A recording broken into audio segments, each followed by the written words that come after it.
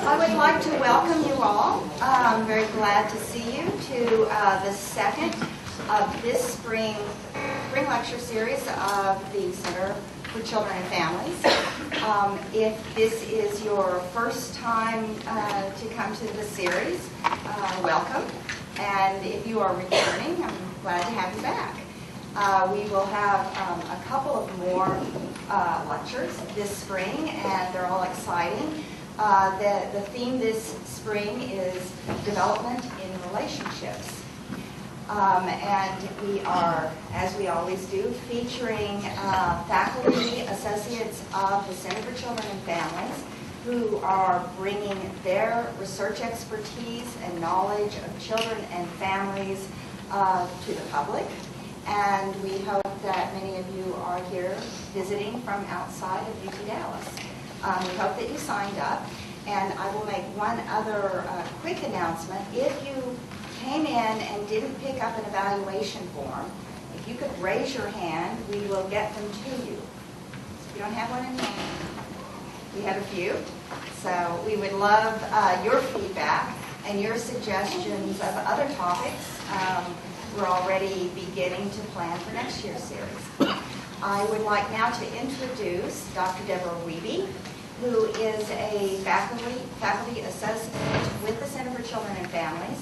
She is also on the faculty, she's on the faculty here at UT Dallas in psychological sciences. She also has a position at the medical school in the clinical psychology program. Dr. Wiebe is a health psychologist, and she is in charge of coordinating our spring lecture series, and she would like to introduce our speaker today.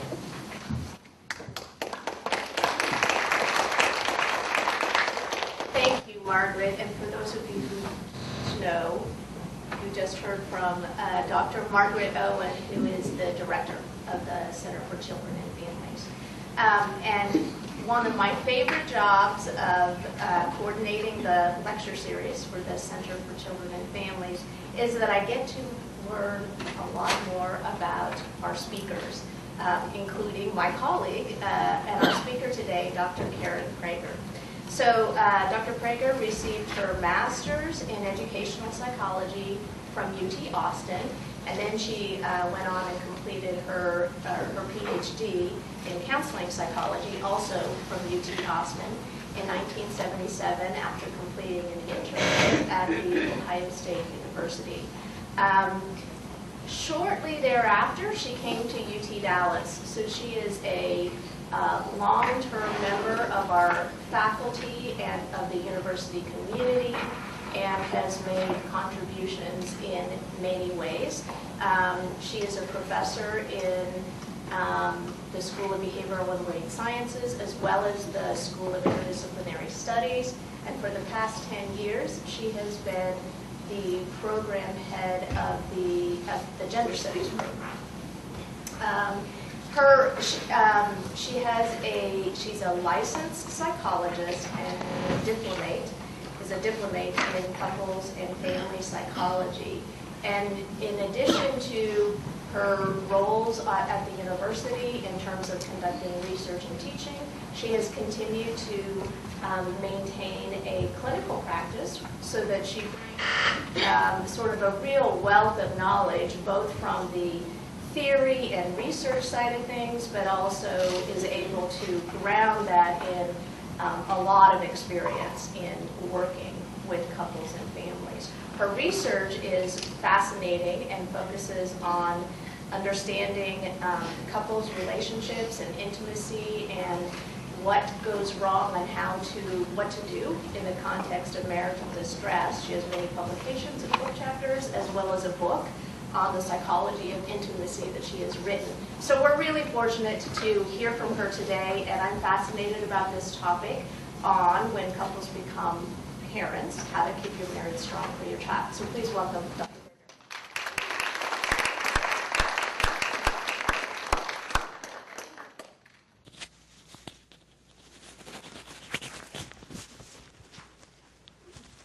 That's how it's supposed to go. Is that good for the video? It is my pleasure to be here. I am so impressed with the Center for Children and Families and all the incredibly excellent faculty that are affiliated with it, that I feel very honored to be among their group and to be here speaking to you today. I'm going to be speaking today on when couples become parents.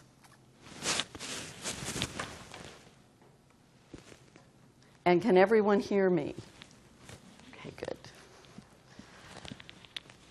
We are talking about today not only how to have a good marriage, but how a good marriage for the parents benefits the children, and how a distressed marriage actually creates distress not only for the adults in that marriage, but also for the children who live with them.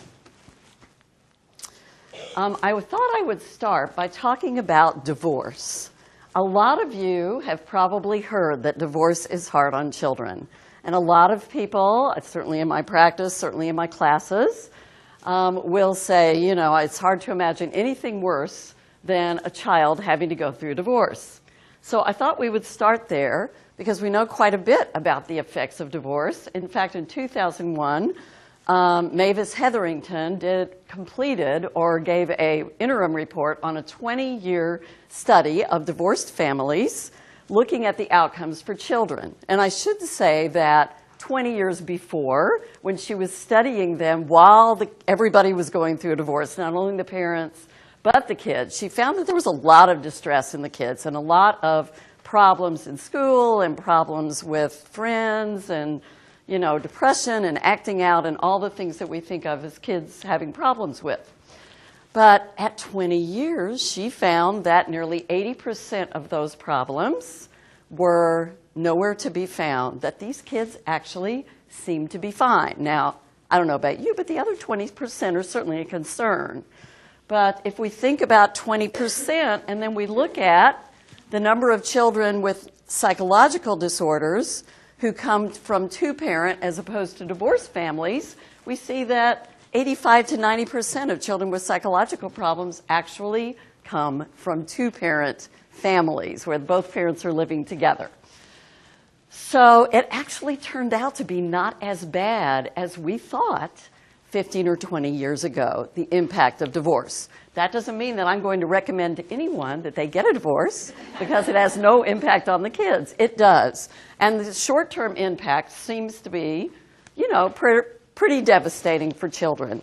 But now, this won't be the topic of this talk, but I can tell you there are really good books out now that talk about how to conduct your divorce properly to minimize the impact on kids. And if anybody has questions about that, I'd be happy to answer them at the end.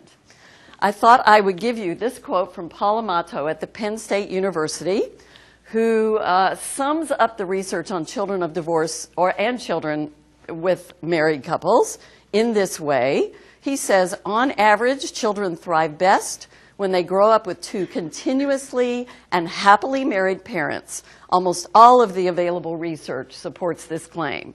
So having a good marriage between the parents is a great enhancement for children's well-being and their opportunities for good mental health. However, happily is the key word here. If parents have a highly discordant marriage, then the good that having a two-parent intact family offers pretty much goes away. And I don't think I'm overstating that.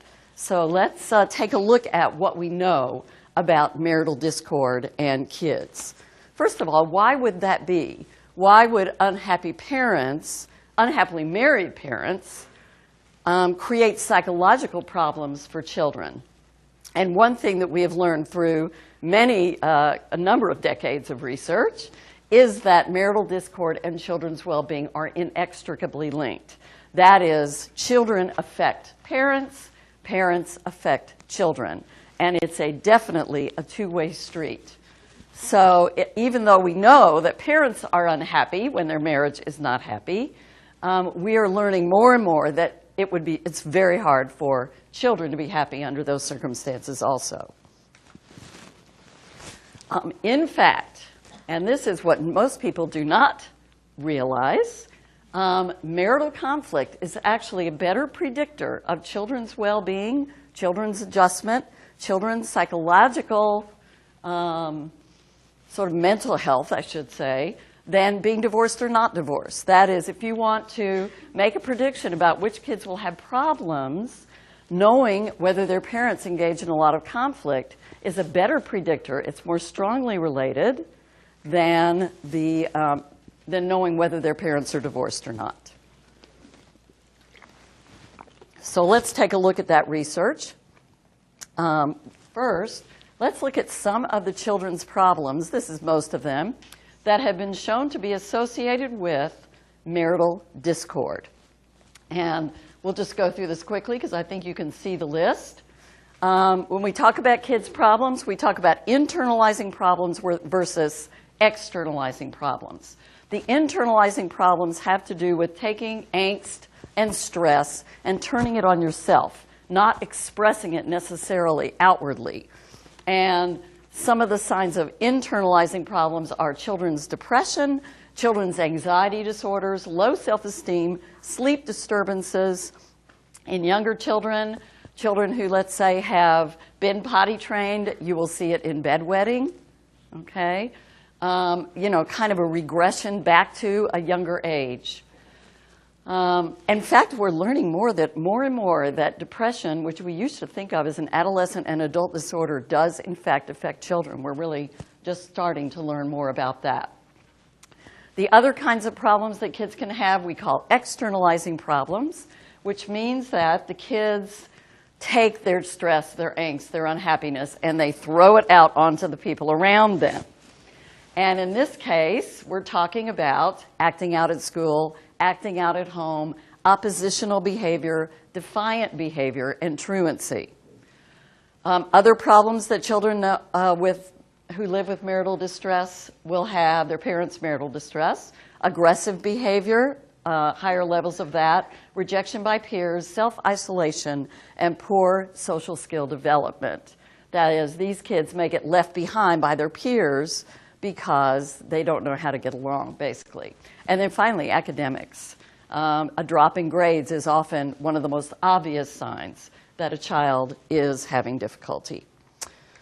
All right, so I certainly don't want to imply that marital conflict is the only thing that affects these things. There are many things that can cause a child to be poorly adjusted, but marital conflict definitely is one of them. Which, of course, leads to the logical question, right? Everybody's thinking, gosh, my husband and I fight, my wife and I fight. I wonder if my kids are going to turn out to have some terrible disorder. As it turns out, yes, of course, every couple fights. Every couple. Every couple has disagreements. You put two different people and tie their outcomes together the way a marital couple's outcomes are tied together. The money, how you raise the kids, the state of the house, everything that couples have to deal with together. And of course, there are going to be disagreements and fights. All right? So then, of course, the question remains, what is it about the way that some couples fight that causes it to be associated with these negative, maladaptive outcomes for their children? All right? And that is what a lot of the research has been looking at for the last 10, 15, 20 years.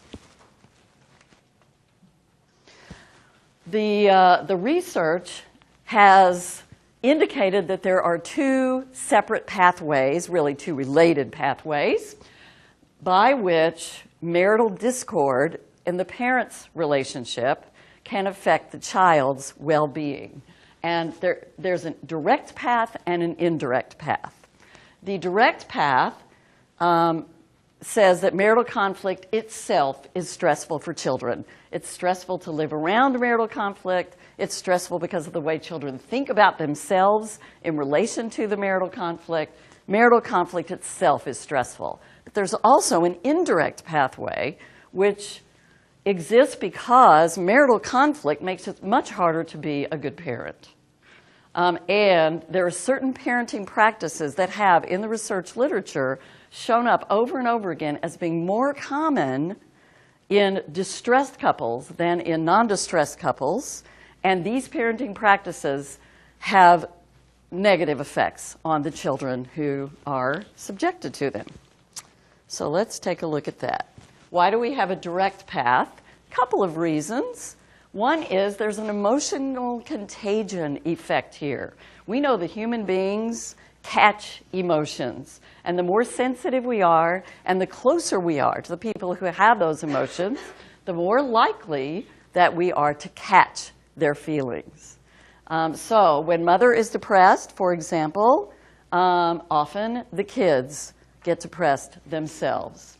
So there's also the problem of the child's perspective on the parents' marriage. It's very common for kids to blame themselves for their parents' marital discord, much more common than we might even think. So the direct effect has to do with the way the child reacts to the marital discord directly, all right? Indirect paths come about because of what marital discord does to us adults. We sometimes don't realize how much we count on our marriages for emotional support, for intimacy, for a feeling of partnership in the world until our marriage is distressed. Maritally distressed adults have unmet psychological needs for intimacy, maybe for sexuality, for support, for partnering in taking care of the children. It's intensely emotionally stressful to be in a distressed marriage. I should mention that there was a scale that maybe a lot of you have studied in your psych classes, those of you who are psych majors or have been psych majors, called the Holmes and Rahe stress scale. And what it is, actually what it originated as, was a scale going in order from low stress to high stress that predicted the likelihood that someone would have a heart attack. Well, even if you don't have a heart attack, it's a pretty good indication of what things are the most stressful to us. And things related to the spouse are right at the top. Death of a spouse is the highest, divorce is second, and marital discord is right after that. So just in case we had any doubts about how critical marriage is to our well-being as adults, I think that scale speaks volumes. So bottom line is, no matter what kind of stress there is in our lives, it makes it harder to be a good parent under those conditions, but marital discord is especially stressful. All right, so here's my overview a few minutes in.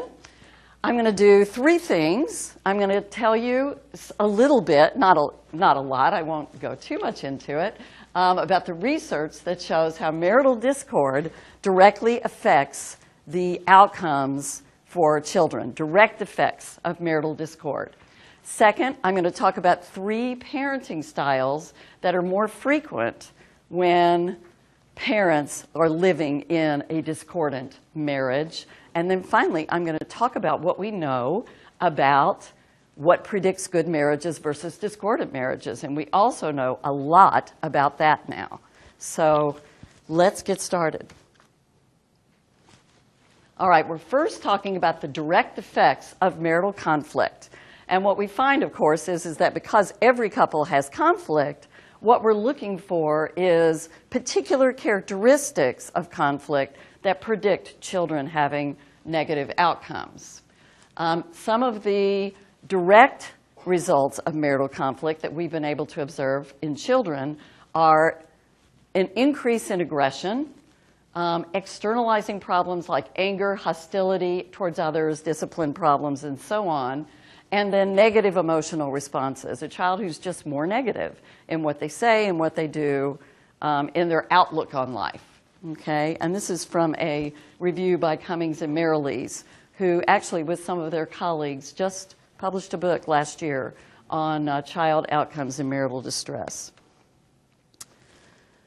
All right, so marital hostility. That certainly raises the question of what marital hostility looks like. What's the difference between marital hostility and your everyday passing hostility that you have on a day when you have a fight? All right?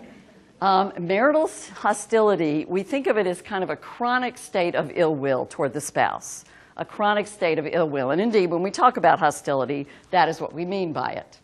And there are a number of characteristics of especially hostile spouses. Low frustration tolerance. Get to the point where everything your partner does irritates you. All right? You can't find anything right with the person. Character or personality assaults. When you do have an argument, you don't focus on the problem. You focus on each other's persons, and you're focusing on, look how psychologically messed up you are, look at these negative personality traits that you have, look what a horrible moral character you are, and whatever details that creative hostile spouses can come up with to attack each other with. There's also a desire to punish or to retaliate against the partner, which can come out either directly or it can come out indirectly. A great example in my mind is when your spouse has been telling you for 10 or 15 years how you like to make love, but you just can't remember. You just can't remember. And God, I'm sorry, I just forgot. So there are a lot of ways that we can punish our spouses, all right, if we have hostile intent toward them. And then finally, there's stonewalling. I should mention stonewalling because it is the one behavior that John Gottman found in his research on marriage that was the single behavioral best predictor of whether a couple will get divorced. In fact, in Gottman's research and a number of other scholars, we can watch newlyweds who are very happy interacting with one another around a problem and make a reasonably good guess about which ones will end up divorced. So stonewalling is one of those behaviors that seems to go along what Gottman calls the trajectory or the slippery slope toward divorce.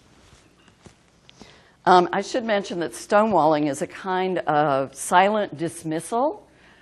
It's a very aggressive act, and you don't have to say a word. In fact, you don't. What you're doing is acting like your spouse isn't there trying to talk to you. You're going about your business. You're not showing any emotion. You're acting like your spouse is just an annoying, buzzing fly on the wall. So it's a very aggressive act, even though you never open your mouth. Very aggressive and very belittling. So that's why it's probably such a good predictor of divorce. The more frequent and the more intensely negative the parents' conflict, the more likely the child is to have symptoms of psychological distress. For example, you're probably not surprised to hear that children are most likely to have distress when there's physical violence in the home. Okay? It's extremely distressing for children. And many children who come out of that kind of environment will have psychological problems. But making threats to the spouse. I'm going to leave you. I'm going to take the kids and disappear. I'm going to hide the money. You'll never know where it is. I'll leave you on the street. The threats that can come with this kind of hostile interaction are also extremely stressful to children. One of the theories, actually, for why these kinds of interactions are so stressful is that it threatens the child's sense of security. Children get their security from the sameness of the routine every day of their lives, and, of course, having the two parents in the home. So the threat that is going to split up can be very stressful for kids. So what about the young ones? I thought I would mention the young ones because a lot of times we think, child's just 2, just 4, just 6, probably doesn't really understand what's going on yet. Amazing research has been done to show us that these kids do know what's going on, even children as young as 4.5 or 5 years old, even when parents are trying to hide it. Ablo and Mizel are two of my colleagues at the University of California at Berkeley who developed an interview method to use with 4.5 to 7.5-year-old children about their parents' marriages and the family environment. It's called the Berkeley Puppet Interview. And what they do is they get these 2 puppets who will get into an oppositional conversation where one says, well, my family, for example here, in my family, parents fight a lot. And the other one says, in my family, parents don't fight very often at all. And the other one says, oh, yeah? And then they turn to the child and go, what's it like in your family? And as it turns out, what kids say in response to these puppets correlates very highly with what parents say. But not only that, it correlates very highly with what clinical observers say who have observed the couple having an interaction in the laboratory. All right? So I think we can argue that marital discord is already affecting children as young as 4.5, 5, and 6 years old. Actually, the results that I was just citing come from a 10-year study by Cowan and their colleagues. Actually, there are two Cowans, they're a couple, and they have done some of the original first research on the impact of marital discord on kids. All right, second element of marital conflict that causes problems for children is how conflicts end. It seems to help, even when a conflict is pretty devastating, if parents can come to some kind of resolution as a result of their conflict. They can solve a problem, resolve it, even reconcile emotionally with one another. Children who are living in a family where the parents say, yes, we do resolve our conflicts, are more likely to be doing well than those families where the parents aren't able to resolve their conflicts. Children agree with their parents. If mothers say, no, we really do have trouble, resolving our conflicts, then children are more likely to say, yes, mom and dad have trouble resolving their conflicts. Even apologizing makes a difference. If I was going to guess, based on my own sort of clinical experience with couples, I would think that the emotional reconciliation might be the most important thing that kids would need to see. That it would be very important for them to see that people can fight and still come back together and have a relationship. Third element of marital conflict that affects children is the content of the conflict. And you probably won't be surprised to know that when parents fight about the kids, that is especially detrimental to the kids. When they fight about how to raise them, when they fight about whether to let them do this, that, or the other, about who's a good parent or a bad parent, what's the kids seem to do? Many children will be to blame themselves for the marital conflict. And kids who are blaming themselves are much more likely to develop psychological problems. Guilt and shame seem to go along with kids who blame themselves. And of course, guilt and shame go along with familiar states like depression and anxiety. Okay. Another thing that seems to happen when kids are blaming themselves for parental marriage is they will feel caught in the middle, and they will say they are. In fact, adolescents are especially likely to say that they feel caught in the middle of their parents' arguments. And kids who feel like they have to do something to fix their parents' marriage may not be doing the things for themselves that they need in order to develop into healthy, well-functioning adults. All right, so what about hiding all that conflict? Some parents will say we never fight in front of the children. But if there is this underlying hostility between the parents, the kids know about it, whether the parents are fighting in front of them or not. And in fact, children will report that the nonverbal expressions of anger, like the stonewalling, oh, are you there? Kids know you're doing that. They don't look at you and think how calm you are when you're doing that. They know that you are angry, all right? Not only that, but sometimes covert hostility is even worse than overt hostility, because if parents lie to their kids about what they're feeling, then the kids start doubting their own ability to test reality. They will actually question whether they perceive the world accurately, and that's very disorganizing for a child. So actually, it's probably the best to say, yes, mom and dad really are having trouble getting along, than it is to say, what? No, everything's fine. Because the kids can see through it. All right, so conclusions so far is marital conflict has a direct effect on children's well-being and adjustment, especially if it is hostile and conveys ill will or the desire to punish, if parents fail to resolve their conflicts, or if the conflicts are over the kids.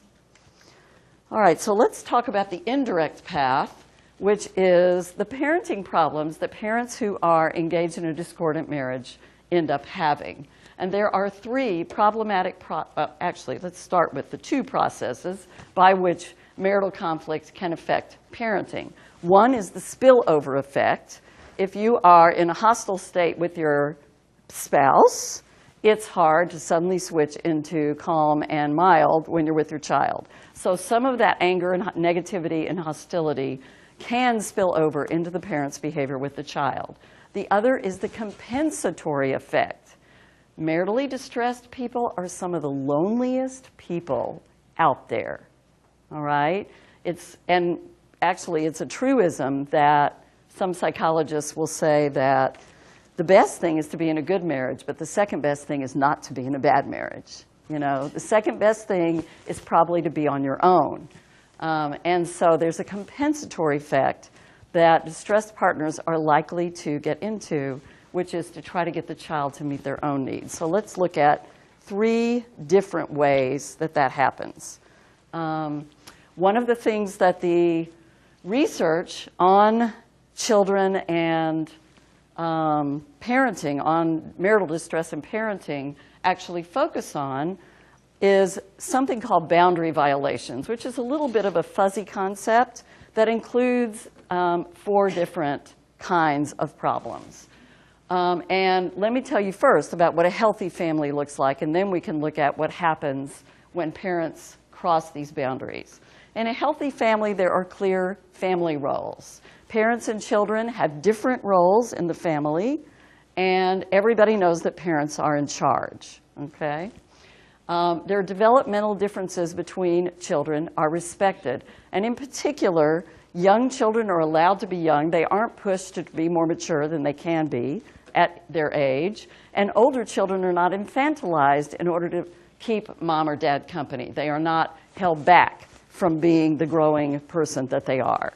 So in a healthy family, individuals are respected for where they are on the developmental continuum.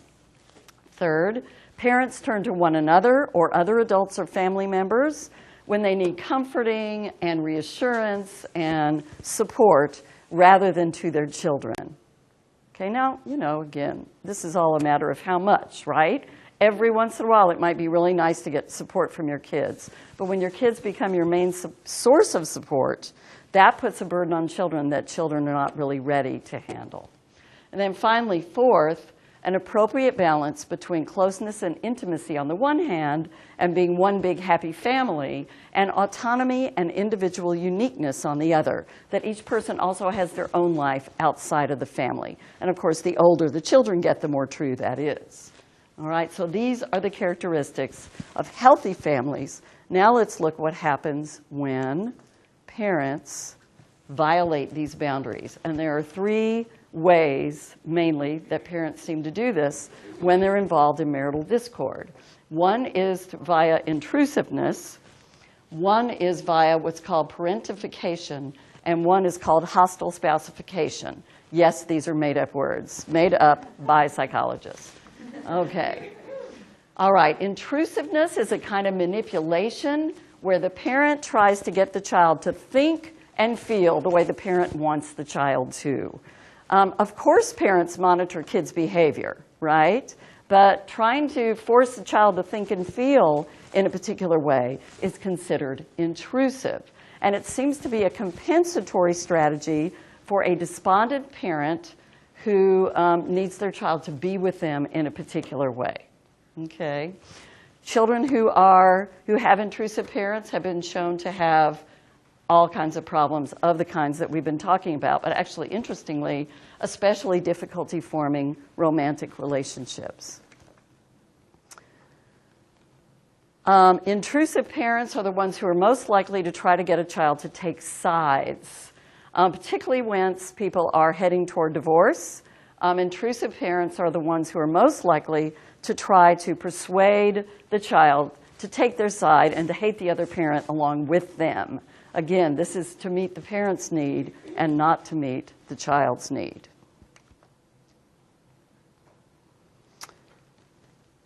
Just to mention how normal it is for parents to be intrusive and manipulative when they're going through a divorce, one study of parents found that half the parents said they would love to sabotage the child's relationship with the other parent, and were making efforts to do so, telling negative stories, demeaning the parent, and so on. So it seems to be actually a kind of normal thing for people who are in marital discord to do, unfortunately for the children. What's parentification? This occurs when the parent turns the child for nurturance and support and to get the unmet needs that should be getting met in the marriage from the child. And we think it's a compensatory strategy for the lonely, despondent parent that you turn to your child who you know loves you and ask your child to show you how much they love you. And of course, that's for the parent. It's not for the kid. And so it can be destructive. These are some of the child problems that are associated with parentification. Again, you recognize the list: anger, difficulty making friends, depression, anxiety, and low self-esteem.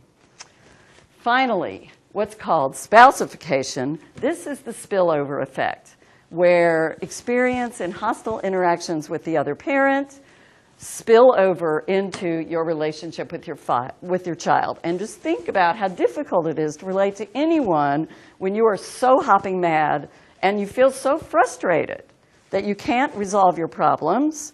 And here comes your child who spills something or drops something or, comes home late. You're going to be all over them. It's almost like it's there waiting to come out. And that's what we mean by spousification.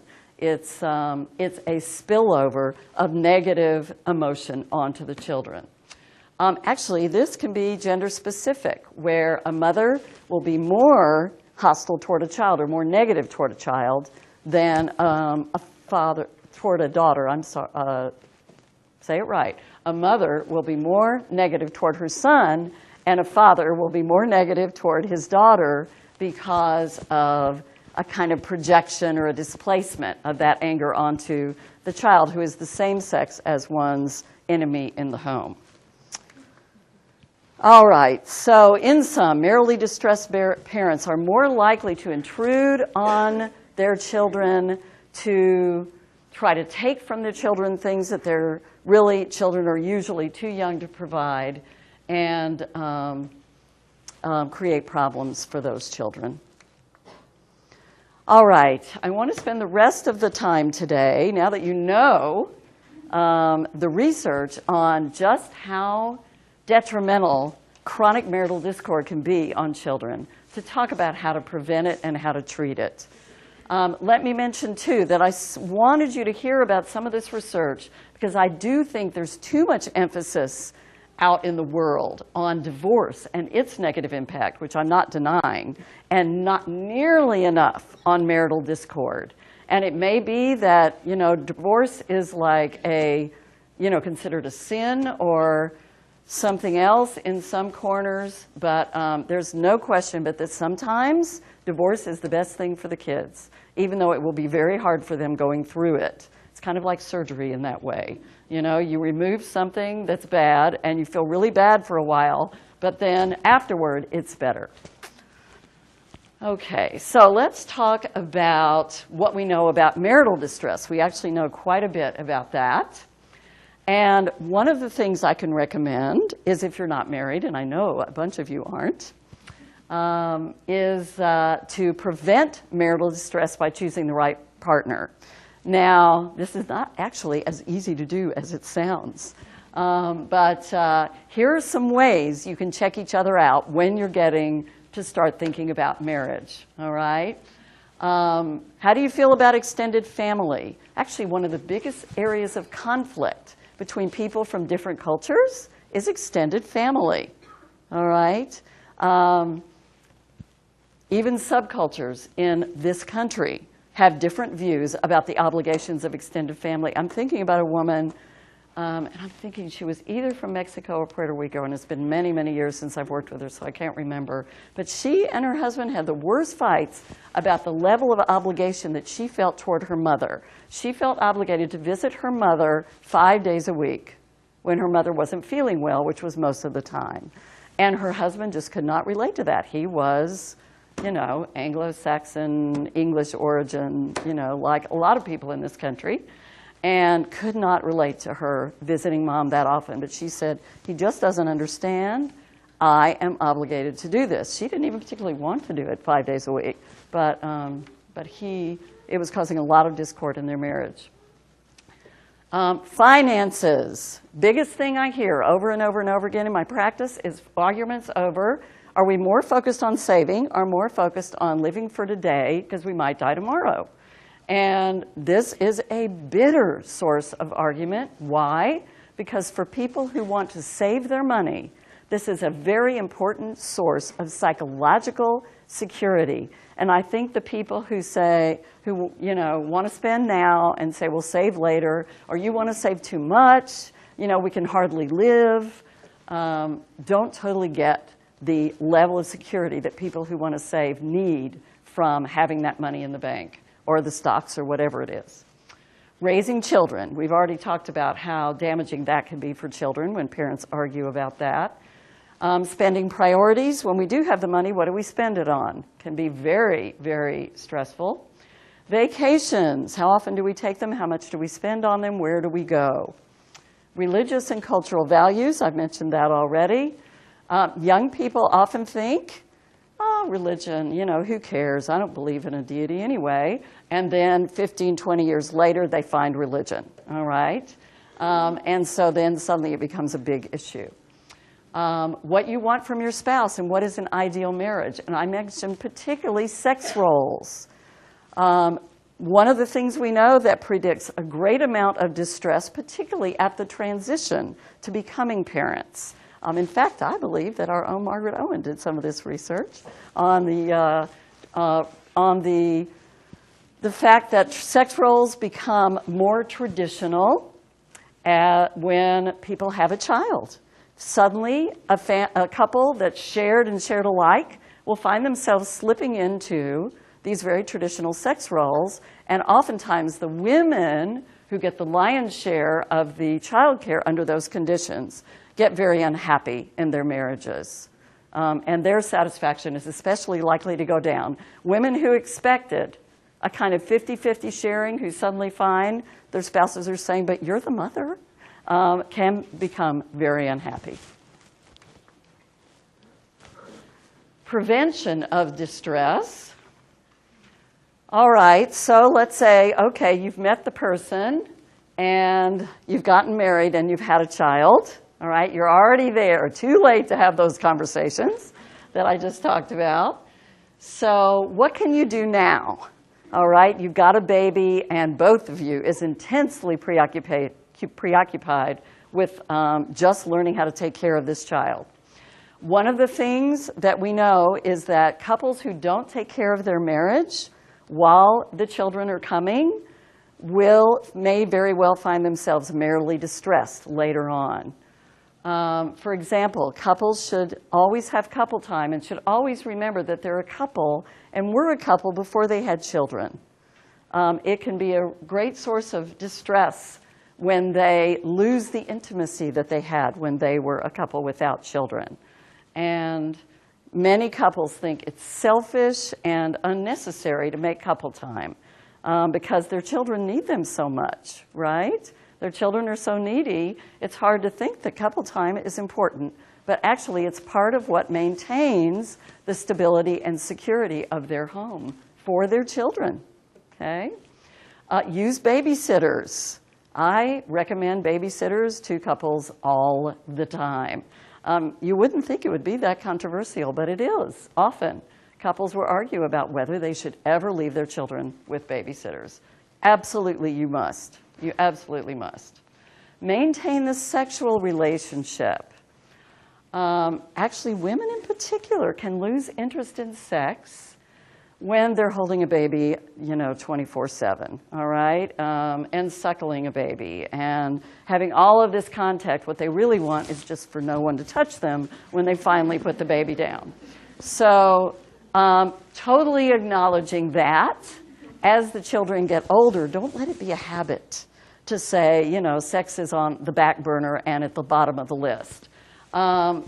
Because particularly in young couples, many men will say, sex is how I connect to my wife, all right? Maybe more than women do, okay? Although as couples get a little older, men and women's desires to have a good sexual relationship often even out. And if you've neglected it, it is harder to get back to it than if you've at least tried to keep something going in the interim. Share the burdens of childcare. And again, this one mainly to men, because women sort of oftentimes will know instinctively, I know this is going to be on me. So the more that husbands can contribute and are in there saying, this is my job too, this isn't just your job, the less likely they are to have a very unhappy, distressed wife. To balance out that message, this one would come mainly to women, is to avoid micromanaging your partner's raising of the children. All right? Now, obviously, there are big issues that parents are going to have to discuss and have a consensus on, right? Big issues like religion. How are we going to raise the child, as one example. But in the little stuff, like one person who told me once, and I probably have seen everything, said, I can't let my husband take care of the children. You know, she was really dissatisfied, really unhappy, and was saying, you know, I can't leave them with him. And I said, wow, do you realize what a serious thing you just said? That you can't leave your children with their father? Tell me about that. She said, well, he'll put their clothes on backwards. And I said, and, you know, maybe you need to get over that. You know? Yes, it's better to put on the clothes forwards. I don't argue with that. But, you know, keep a perspective. And if you can avoid that kind of micromanagement of the other parent, then you're more likely to maintain a good consensus and also a good sharing of the responsibilities of child rearing. All right, other good marital habits to develop. Positives. Now, this is something where we've got a lot of research. Positives. We know that positive people expect their marital relationships to be mostly fun and nurturing and intimate and companionable and very good. We get married for happiness, okay? So one of the things that happens after people have children, and I've seen it 100 times, is they stop doing nice things for each other, okay? Again, it's easy to do. The kids are really, you know, they are very compelling focus for your attention. But they stop doing nice things for each other, and they stop appreciating one another. A very common complaint in the couples that I see in my practice are that they feel so unappreciated. They feel totally unrecognized for everything that they do by the other person. And many times that's because they do have serious conflict. But part of what feeds the conflict is the feeling of, you don't see me and everything that I contribute. One of the things we know that happens that's normal with marriage is all the incredibly nice things we do for one another when we're dating and when we're engaged does tend to reduce in frequency. And it does affect marital satisfaction. And it's so normal that it's hard to find couples where this doesn't happen. All right? So that's very normal. So I wouldn't worry about it too much. But you don't want it to go too low, and only you know what's too low for your marriage. Okay? Second thing that we know from the research is to monitor negative behavior. Negative behavior does also predict marital dissatisfaction. People who are negative themselves will say that they are less satisfied with their marriages, and their partners will say that they're less satisfied with their marriages.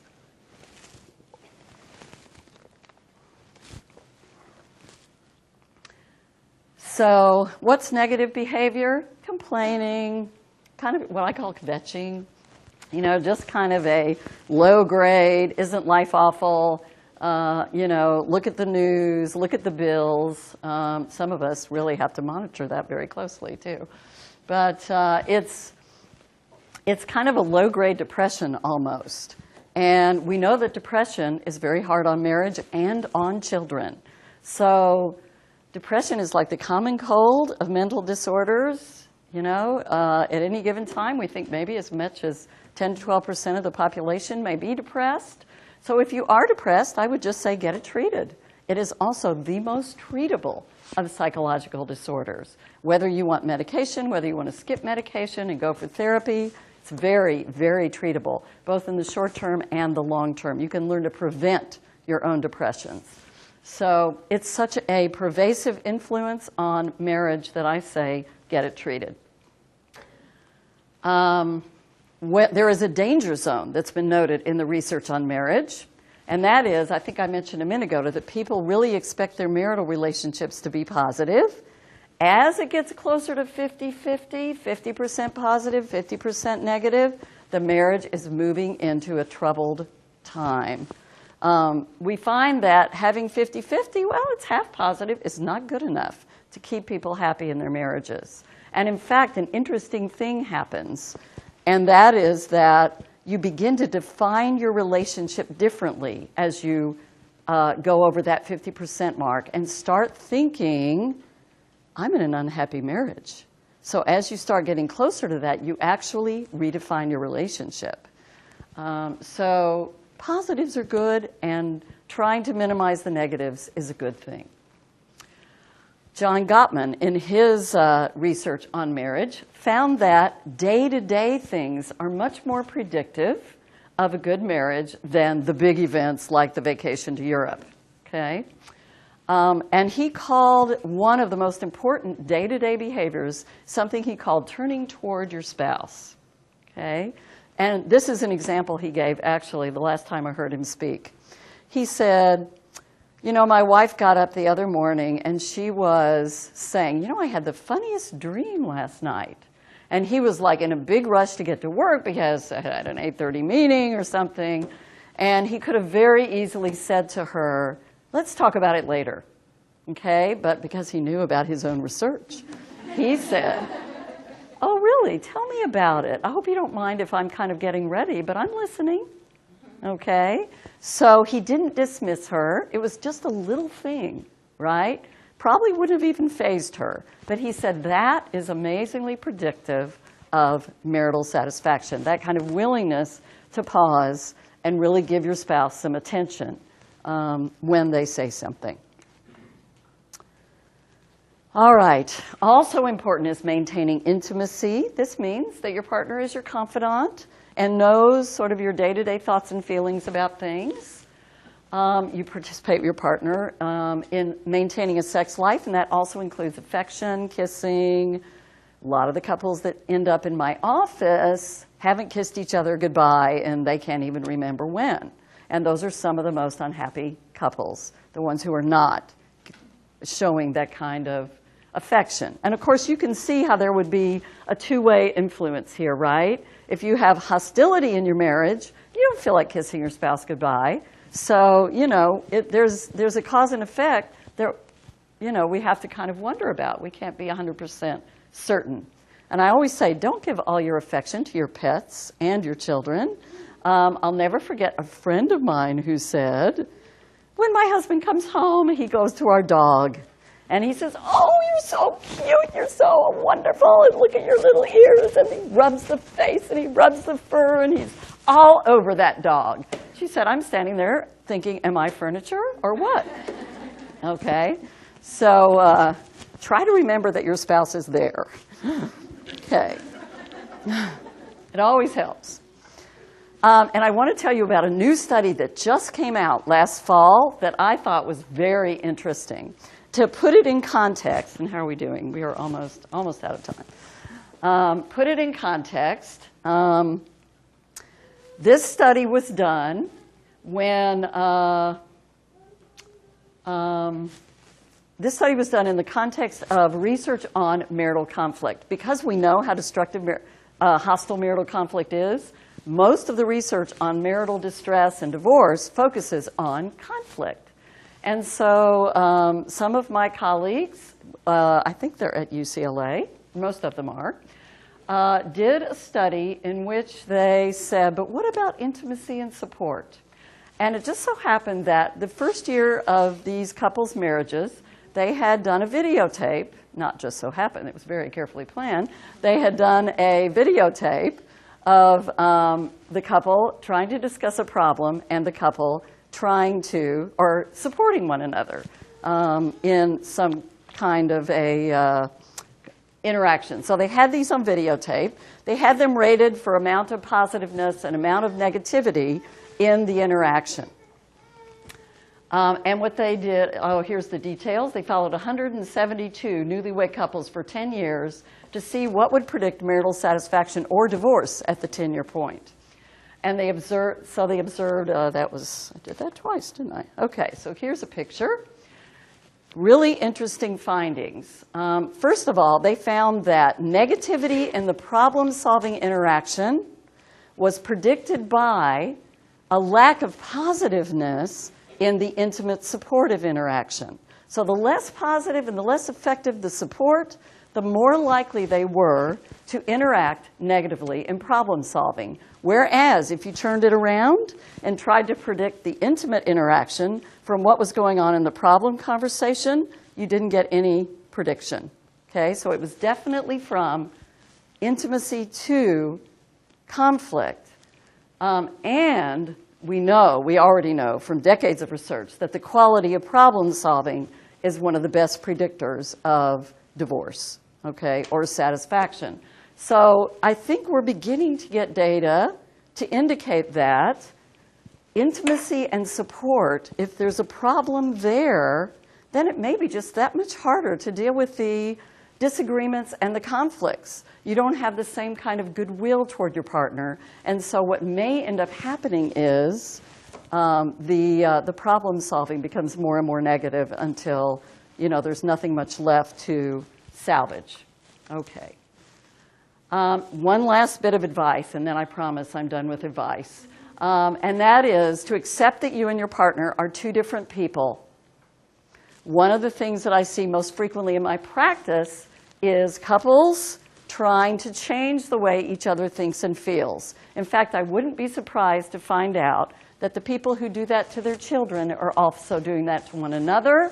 And when you do that to your spouse or your child, you mess up the relationship. You don't like the way your spouse thinks, you don't like the way your spouse feels, so you try to manipulate them into changing. And many times that manipulation is very out there, and other times it's more subtle. But it's one of the most destructive kinds of interactions that I have witnessed in my own practice, but also, and I wouldn't be surprised to find that when we start doing more research looking at this kind of interaction, that we will find out that it's also destructive to marriage. All right, so let's go to 3 distress patterns that I recommend you seek marital therapy if you find yourself in the middle of these. One is the angry, hostile relationship, where you find that you have more negative feelings about your partner than positive, and you want to punish them, just what we've been talking about.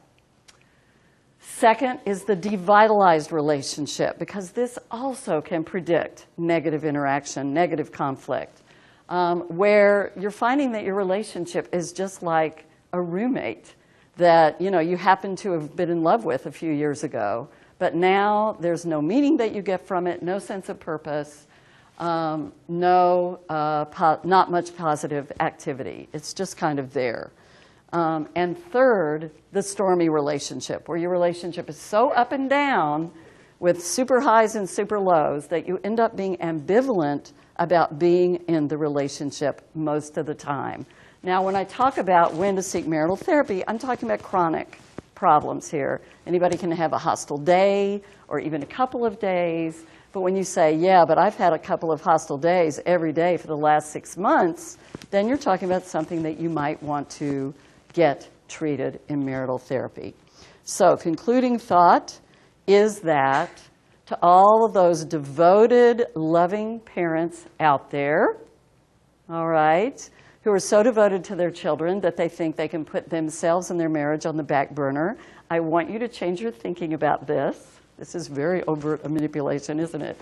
And to start thinking about maintaining your marriage as in the circle of things that you do to be a good parent.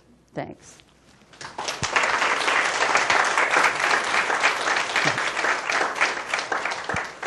Thanks. That was really interesting and informative. We have time for just a couple of questions, and then I have some announcements. And I just want to say up front that we will be here for a while with a reception out in the hall that everybody is invited to. So if you don't get your questions answered right now, you'll have plenty of time to do that as we go to a more informal setting. Yes. Could you go back to the slide that says, do something positive for a spouse once a day, every other day, and express appreciation for the positive? I didn't get all that. Okay.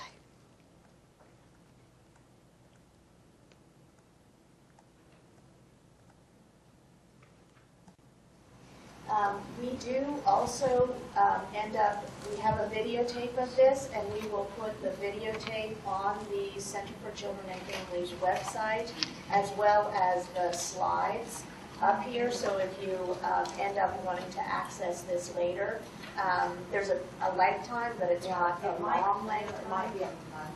Probably a month. Because Okay. I don't think last month's. Okay. Mm. Eventually, this will be up, and you can always contact us through the Center for Children and Family website as well. Yes? I would say depression is very treated, but as far as children who have gone through years of watching their parents in marital conflict, how reversible is that damage?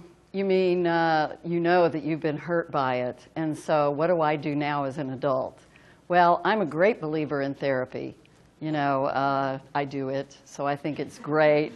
And, you know, if you're concerned about some of the emotional aftermath for yourself in growing up with that, I would say we've got free therapy here at UTD.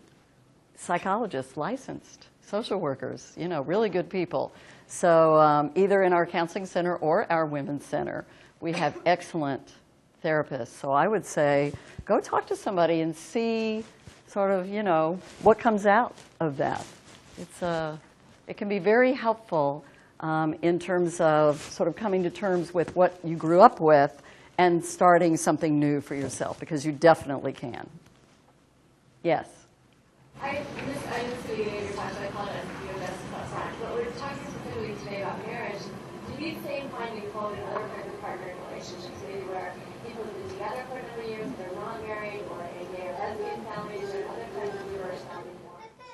What I can tell you, there hasn't been a lot of research on those other kinds of family forms, but the research on marriage that looks at either couples who are married or couples who are living together, anybody who has a long-term romantic relationship, shows that the same processes account for all of those relationships. Married versus not married is remarkably not predictive of things, and gay or straight is also not especially predictive.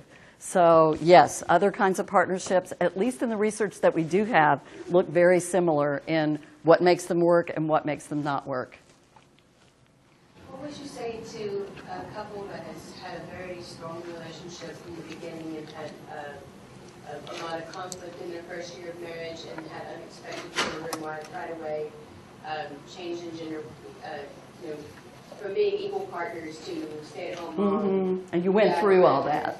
If they had gone through that and would not consider divorce because they're hugely very religious and does not believe Right. in therapy, what would you say to them? Oh my gosh. You just eliminated so many different options for them. I would tell them, find a pastoral counselor who's trained, all right? A lot of pastoral counselors are not trained to deal with couples at all, and I've seen the detritus left over from some of that in a lot of the couples who come to see me. But if you do your homework and you find that person who did go through and take the trouble to learn how to counsel couples, you know, I think you can get some help. I have a suggestion. Yeah.